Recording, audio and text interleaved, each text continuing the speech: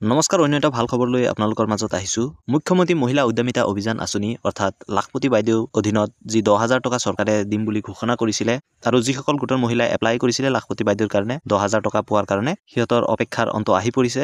চৰকাৰে ঘোষণা কৰিছে যে সিহঁতৰ যি 10,000 টকা অতি সোনকালে দিয়া হ'ব। কেতিয়া দিব, কেনেকৈ আপোনালোকে এই 10,000 টকাটো পাব, কি কৰিব লাগিব সবিশেষ এইটো ভিডিঅ'ত আলোচনা কৰিম। তাৰ কাৰণে ভিডিঅ'টো শেষলৈকে চাব আৰু ভিডিঅ'টো যদি ইনফৰ্মেটিভ লাগে লাইক কৰি দিব। তো এটা প্ৰেছ কনফাৰেন্সত আমাৰ মুখ্যমন্ত্ৰী হিমন্ত বিশ্ব শৰ্মা ছাৰে কৈছে যে গোটৰ মহিলাসকলক 1-2 মাহৰ ভিতৰতে এই পইচাটো দিয়া হ'ব। তাৰ আগতে যি ভেৰিফিকেশ্যন হয় সেই ভেৰিফিকেশ্যন প্ৰচেছটো কমপ্লিট হ'ব লাগিব আৰু ইয়াৰ পিছত আপোনালোকে এই 10,000 টকাটো পাব। আৰু যদি তাৰ আগতে কিবা ফৰ্ম ফিল আপ কৰিব লগা হয় তেনে ক্ষেত্ৰত এই চেনেলত আপোনালোকে ভিডিঅ' পাই যাব। তাৰ কাৰণে চেনেলটো ছাবস্ক্ৰাইব কৰি থ'ব। তেন্তে বলকচোন আমি শুনো যে আমাৰ মুখ্যমন্ত্ৰী হিমন্ত বিশ্ব শৰ্মা ডাঙৰীয়াই কি ক'লে এই সন্দৰ্ভত।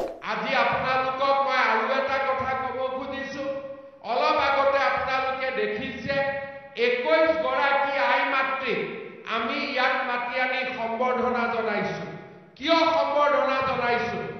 এখেতসকলক আত্মসহায়ক গোটৰ পৰা আগবাঢ়ি গৈ তেওঁলোক আজি লাখপতি বাইদেউ নহয়, মহা লাখপতি বাইদেউ হৈছে। এজনী বাইদেউৰ উপাৰ্জন 10 লাখ টকাতকৈ বেছি হৈছে।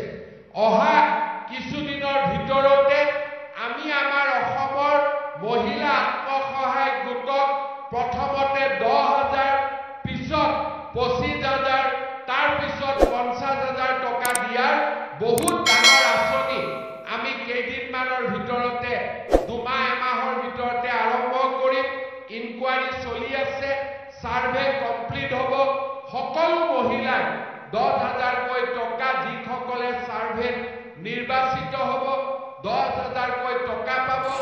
ভাল কাম কৰিলে চৰকাৰে আকৌ 25,000 টকালৈকে দিব।